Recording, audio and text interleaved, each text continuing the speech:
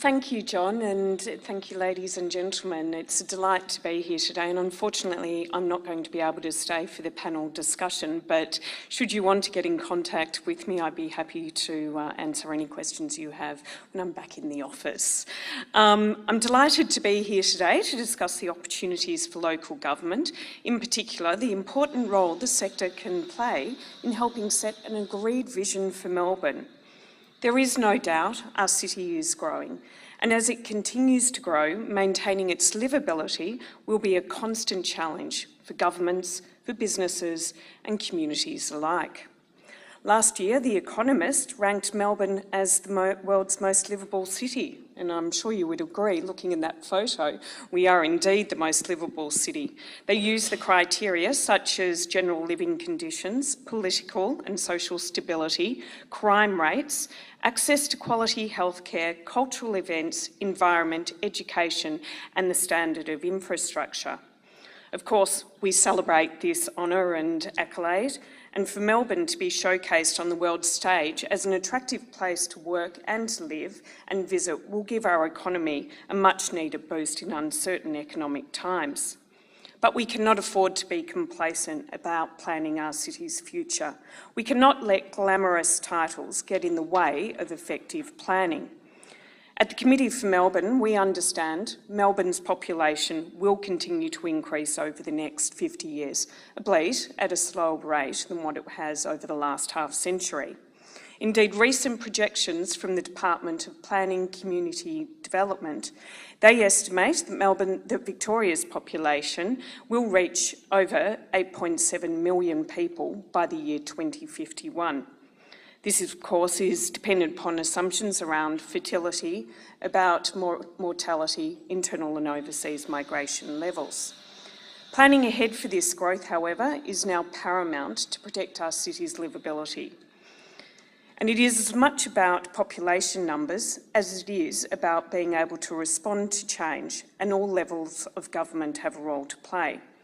There is a chance to leave a lasting legacy for future generations by not just maintaining our city's livability, but enhancing it for years to come.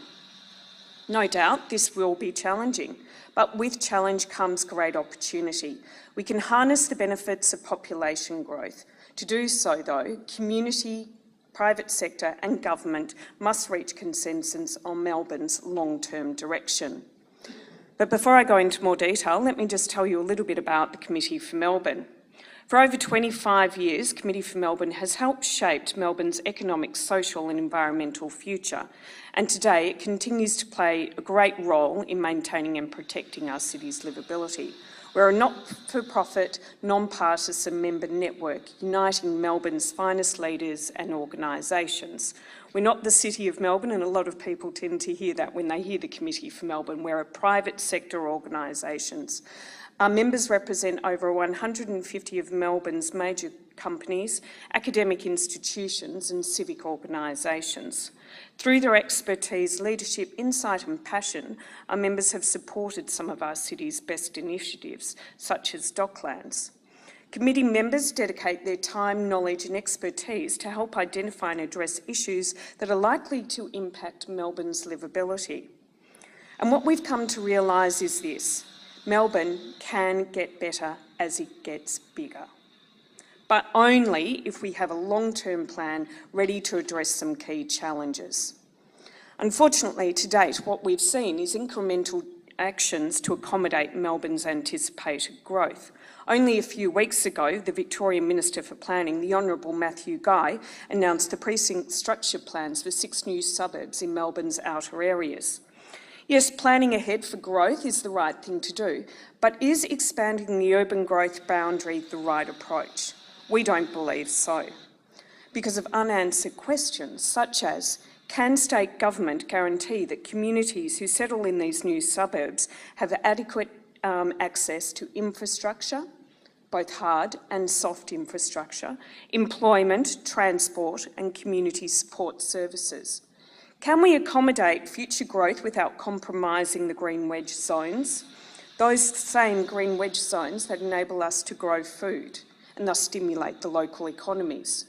Do we want to continue to spread and add new items to an increasing list of overdue infrastructure projects? Or can we find ways to build on what we already have? One thing is certain, across all tiers of government, Melbourne lacks a long-term vision. The very nature of the political process can encourage those in power to focus on decisions that can affect only their time in office, rather than impact the decisions that they will have on Melbourne's future. In 2010, Shaping Melbourne Task Force called on government to develop a long-term visionary plan for Melbourne to help determine the housing, the infrastructure, transport and community services needed to support our future city's growth. This long-term plan is critical to enable governments, business and communities to debate, discuss and agree on an overarching vision for Melbourne's future, regardless of the political party that's in power at the time. But with the current framework, the current governance arrangements with government, can we achieve a unified vision? In Volume 1 of our report, Melbourne Beyond 5 Million, our members identified the need for an improved governance framework across all tiers of government.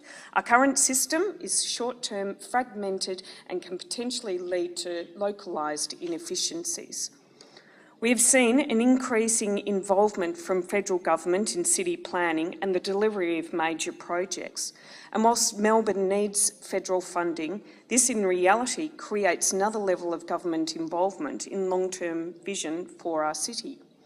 At a state level, there is simply not enough money to spend on much needed infrastructure developments and upgrades. And with Victoria reliant on the support of 31 local governments within the metropolitan area, each with a vested interest in representing their constituents' best interest, achieving a unified vision for Melbourne can be difficult. This is further exacerbated by a lack of meaningful dialogue at the local level about the compromises that need to be made to determine how Melbourne can best accommodate future growth. Regardless, we do need the support of local councils. They help enrich our communities, deliver vital, essential services and work to support the needs of their locals. They do have a role to play in setting an agreed vision for Melbourne's future. Local government can have a voice in Melbourne's future planning strategy, and decisions they make will affect the wider metropolis. For instance, a local objection to a major infrastructure project can affect the functioning of the metropolis.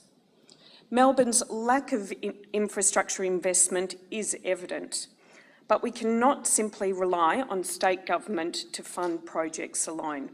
We need a mix of federal, state, local and private business and community to tackle the infrastructure challenges. Just last week, the Australian Local Government Minister, Simon Crean, released a major review that identified potential ways for local government to plan, finance and deliver infrastructure investments. And I would commend this report to you for review. The review makes 13 recommendations on how councils can leverage existing funding sources for investment in new infrastructure, improve access to finance, identify and develop infrastructure. So what types of metropolitan infrastructure projects could local government potentially get involved in? Ones that serve a dual purpose of enhancing their local community, as well as wider Melbourne. And let me raise the issue of Melbourne's level rail crossings by way of an example. Melbourne has in excess of 170 rail level crossings throughout the metropolitan area, and I understand that number continues to actually increase and not necessarily decrease. By comparison, Sydney has 8 level crossings. They are an infrastructure challenge throughout every local government area in Melbourne and are increasingly, and with our increasing busy lifestyles, they're testing our very existence. Whether it's travelling to work, dropping the kids off at school, getting to that very important appointment, or waiting to walk across a rail track. They significantly contribute to Melbourne's congestion and mobility crisis. This is coupled with their ongoing safety concerns and the impact they pose on our city's efficiency and productivity. In the last state budget, the Victorian Government committed to remove level crossings at Mitcham Road, Rooks Road and Springvale Road. This is a good start, but there is a hell of a lot more to be done. We can't put more trains on the tracks without the boom gates staying down and that causing the cars to remain at the level crossings. Is there an opportunity for local governments to work together and identify how rail level crossings impact the efficiency and productivities of their own communities? Can you collectively reach out to government to raise these sorts of issues? This is just one example where local governments, we believe, can collaborate and seek more opportunity to get involved in metropolitan-wide projects. Metropolitan-wide projects are not just the sole responsibility of one level of government.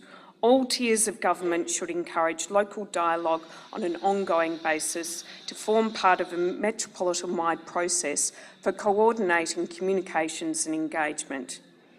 But how do we facilitate this? Perhaps we need a separate planning authority to unite all tiers of local government. Perhaps we need a Minister for Melbourne, a Melbourne Planning Authority. But whatever we decide, we should aim for a more robust debate about the alternative futures for our city. Local government decisions can serve the benefit of a wider metropolitan vision, but only if each local government area can see the value in considering its next door neighbour. Thank you very much for your time.